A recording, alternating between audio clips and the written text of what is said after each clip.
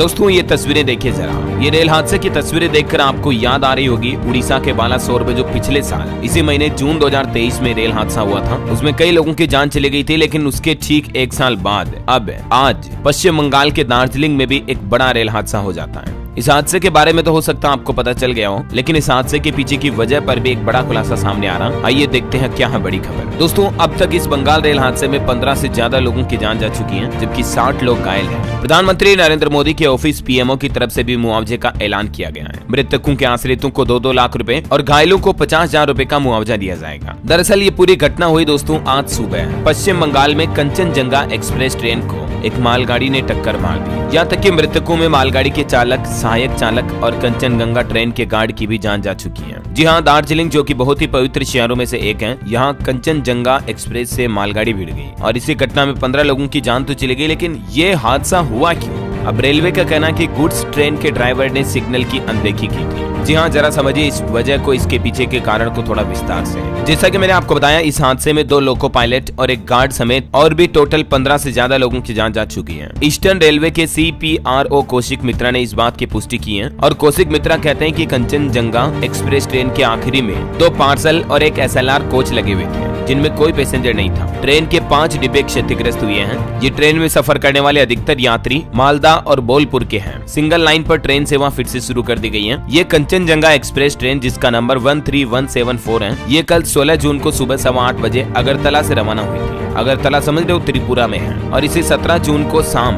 7:20 पर सियालदह पहुंचना था। मतलब आज शाम तक ये सियालदह पहुंच जाती, जो कि पश्चिम बंगाल का एक प्रमुख रेलवे स्टेशन है। लेकिन इसी बीच में ही यह हादसा न्यू जलपाईगुड़ी स्टेशन के करीब रंगापानी में हुआ। ट्रेन रेड सिग्नल की वजह से यहाँ रुईधासा में रुकी हुई थी और इसी दौरान पीछे से आ रही थी मालगाड़ी, जिसने इसको सीधा टक्कर मार दिया। टक्कर इतनी भयंकर थी कि मालगाड़ी के इंजन पर एक्सप्रेस ट्रेन का एक डिब्बा हवा में लटक गया और अन्य 2 डिब्बे बेपटरी हो गए। रेलवे के मुताबिक आशंका है कि भारी बारिश की वजह से मालगाड़ी का पायलट सिग्नल नहीं देख पाया हो, जिसके कारण ये दुर्घटना हुई। NDRF और SDRF की टीमें और पश्चिम बंगाल के अधिकारी रेस्क्यू ऑपरेशन में लगे हुए हैं। इधर रेल मंत्री अश्विनी वैष्णव ने भी घटना में जान गंवाने वालों को 10-10 लाख रुपए का अलग से मुआवजा देने, गंभीर घायलों को 2.5 लाख और मामूली घायलों को 50,000 रुपए मुआवजा सहायता राशि के रूप में देने की घोषणा की है। इसके अलावा भी पीएमओ की ओर से 2-2 लाख मृतकों के लिए और घायलों को 50,000 रुपए अलग से मुआवजा तो मैंने आपको बता ही दिया है ना। और भी रेलवे की तरफ से इस हादसे से जुड़े हेल्पलाइन नंबर जारी किए हैं। अगर आपके परिजन इस ट्रेन में सफर कर रहे हैं तो आप इन नंबर पर संपर्क कर सकते हैं, सहायता ले सकते हैं। वो तो गनीमत रही दोस्तों की कम ही लोगों की जान गई, वरना बहुत ज्यादा जान जा सकती थी। लेकिन ये भी बड़े दुख की बात है कि 15 लोग इसमें जान गंवा चुके हैं। ईश्वर मरने वालों की आत्मा को शांति दे और इनके परिजनों को इस मुश्किल घड़ी में हिम्मत दे, हौसला दे। हमारी यही प्रार्थना है। ओम शांति। आप भी नीचे कमेंट में लिख दीजिएगा।